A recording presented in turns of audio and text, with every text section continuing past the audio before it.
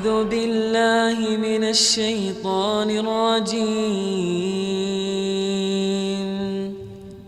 بسم الله الرحمن الرحيم.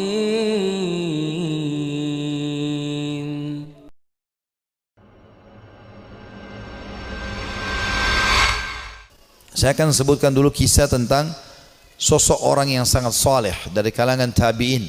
Dia hidup di zaman Nabi SAW tapi tidak sempat bertemu dengan Nabi dalam pendapat sebagian orang, yaitu Ubaid bin Umair bin Qatadah al-Laythi al-Jundu'i al-Makki. Ya. Orang ini sangat saleh, luar biasa. Sampai di Mekah itu kalau ada orang yang menganggap dirinya ya, lemah imannya pasti datang kepada dia, ya, kepada Ubaid ini.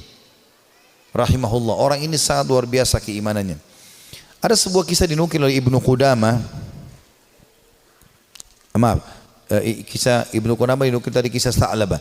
Ini dinukil dalam sebuah kisah di sebuah buku, ya. Kisah ini kisah sahih. Ada seorang wanita di Mekah sangat terkenal dengan kecantikannya. Dan wanita ini terkenal tinggi, putih, cantik, fitnah luar biasa. Tapi dia tutup wajahnya, dia pakai cadar.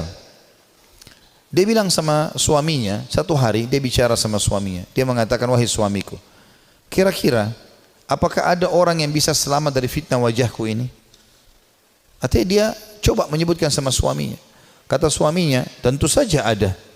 Ya, walaupun kau cantik, tapi akan ada orang yang bisa tidak kena fitnahmu. Kata perempuan itu penasaran, siapakah itu? Artinya kalau saya buka wajah saya, ya, saya tidak pakai hijab ini, masih ada laki-laki yang tidak tertarik. Maka kata suaminya, Ubaid ibn Umair, seorang ulama. Maka tiba-tiba istrinya karena merasa tertantang datang kepada suaminya lalu berkata, wahai suamiku, Andes, apakah kau mengizinkan aku untuk coba menggoda Ubaid hanya untuk mengetes imannya, sekaligus juga mengetes apakah betul memang dia tidak kena dengan fitnah wajahku dan kecantikanku ini? Suaminya mengatakan, karena penasaran juga mengatakan, baik, saya izinkan. Maka wanita ini pergi ke Masjid Haram. Ini Ubaid ini punya majelis ta'lim, ya, di Masjid Haram, ulama besar.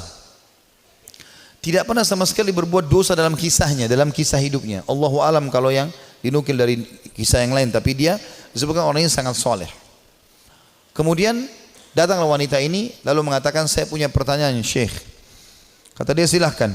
Dia bilang, tapi pertanyaan ini pribadi, maka saya tidak bisa menanyakan di depan orang. Kalau bisa, saya akan meminggir dengan anda di salah satu sudut masjid ini.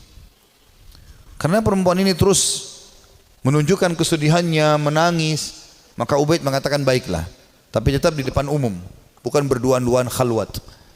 Di tiang masjid, di sebelah situ ada sekitar jamaah. Tiba-tiba wanita ini pada saat duduk depan Ubaid membuka cadarnya. Dan memang terlihat kecantikan yang luar biasa. Maka Ubaid rahimahullah mengalihkan wajahnya. Sambil kata Ubaid mengatakan, apa yang kau lakukan? Bukankah kau bertanya, kenapa kau membuka cadarmu? Dia mengatakan, sebenarnya wahai Syekh Ubaid, saya mencintaimu dan saya menyukaimu. Maka aku datang untuk menawarkan diri. Maka Ubaid mengatakan, dan aku tinggal tunggu jawabanmu. Artinya kapan kau mau? Selesai, aku jadi milikmu, terserah kau mau apakan. Perempuan ini ingin menguji. Ubaid tidak mengenal siapa perempuan ini. Subhanallah, dia mengatakan, saya akan jawab pertanyaanmu itu kalau kau menjawab 5 pertanyaanku. Kata Ubaid rahimahullah, tapi sambil buang muka, enggak dilihat ke wajah wanita ini. Wanita tersebut menggambarkan Ubaid tidak melihat sedikit pun ke wajahku, padahal wanita ini depan matanya dan sangat cantik. Maka kata wanita tersebut, tanyalah. Kata Ubaid rahimahullah, jadi tadi dia memang bilang waktu dalam majelis, saya punya masalah, saya mau minta nasihat. Padahal dia cuma mau berbohong wanita ini, tapi akhirnya mendapatkan nasihat yang benar. Apa kata Ubaid rahimahullah?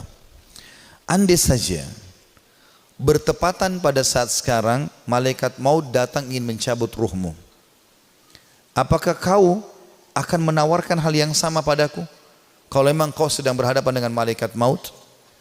Kata wanita tersebut, tentu tidak.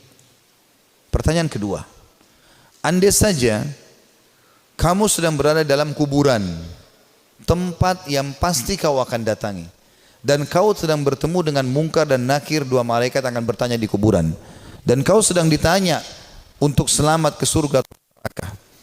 Apakah kau juga akan berpikir tetap akan menawarkan dirimu seperti ini? Dia mengatakan tidak. Yang ketiga, seandainya kau sedang berada bersama aku di padang mahsyar, kemudian buku-buku amal sedang berterbangan, dan kau tidak tahu apakah kau akan terima dengan tangan kanan atau tangan kiri. Tangan kanan akan selamat ke surga, tangan kiri akan masuk ke neraka. Apakah kau juga akan menawarkan dirimu seperti ini kepadaku? Dia mengatakan tidak. Yang keempat, ya, andai saja kau sedang ditimbang amalmu dan kau tidak tahu amal baik atau amal buruk di timbangan amal hari kiamat nanti yang lebih berat, apakah kau masih mau menawarkan dirimu padaku? Dia mengatakan tidak. Lalu kemudian pertanyaan terakhir yang kelima, andai saja kau sedang diminta pertanggungjawaban oleh Allah tentang kecantikanmu ini, tentang keadaanmu, ya, kelebihan-kelebihan nikmat yang Allah berikan kepadamu ini, apakah kau juga akan mengatakan kepada Allah, aku sempat menawarkan ini kepada Ubaid? Maka dia mengatakan tidak. Maka Ubaid pun mengatakan rahimahullah, kalau gitu bertakwalah kepada Allah dan jagalah dirimu serta nikmat Allah yang ada padamu. Maka tiba-tiba perempuan tersebut menangis terisak-isak. Lalu kata Ubaid, pulanglah. Lalu Ubaid berdiri tanpa melihat sedikit pun ke wajah wanita tersebut. Setelah dia pergi, wanita itu pulang ke rumahnya. Suaminya sudah menunggunya, ingin mengetahui berita apa yang ada sebenarnya. Maka setelah dia pulang, suaminya kaget melihat matanya merah, menangis. Kata suaminya, apa yang terjadi wahai istriku? Dia mengatakan, sungguh aku akan binasa wahai suamiku. Aku tadinya niat ingin bermaksiat kepada Allah, Allah menuruskanku justru melalui Ubaid. Dan sungguh Ubaid adalah orang saleh. Dan semenjak hari itu perempuan itu tidak pernah dandan lagi sama sekali sampai ajal datang menjemputnya. Teman-teman sekalian, orang yang saleh, orang yang tulus kepada Allah Subhanahu wa taala memang orang-orang yang justru tidak mudah tergoda. Kalau antum hanya sekedar dengan godaan sedikit mudah tergoda, itu masih orang biasa. Tapi kita harus menjadi orang yang luar biasa memang. Tidak boleh mudah tergoda. Allah Subhanahu wa taala menyebutkan tentang ahli surga di dalam firman-Nya pada saat mereka masuk ke dalam surga nantinya di hari kiamat, itu disebutkan malaikat akan masuk dari semua pintu-pintu istana mereka dan mereka akan berkata para malaikat, salamun alaikum bima sabartum fa ni'ma uqbad dar. Selamat buat kalian, keselamatan buat kalian atas kesabaran kalian, dan ini sebaik-baik tempat untuk kembali, surga maksudnya. A'udzu billahi minasy syaithanir rajim. Bismillahirrahmanirrahim.